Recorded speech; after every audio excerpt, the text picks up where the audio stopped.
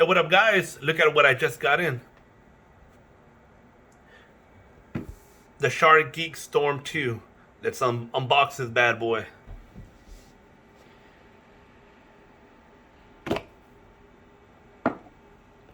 Got the manual. We don't need that. Got the USB-C cable. Nice. Ooh, got the case for it. Okay, not bad. Oh man, this has some weight to it.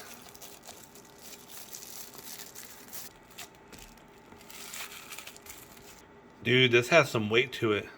It feels nice. It feels solid. It's cool how it's clear. I think it's pretty cool anyways. It has USB-C and USB-A.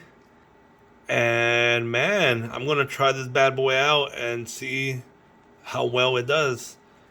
So the main reason why I got this, I'm gonna be traveling next week, and I need something to be able to, charge if needed my MacBook Pro, my iPad, or my Samsung Fold.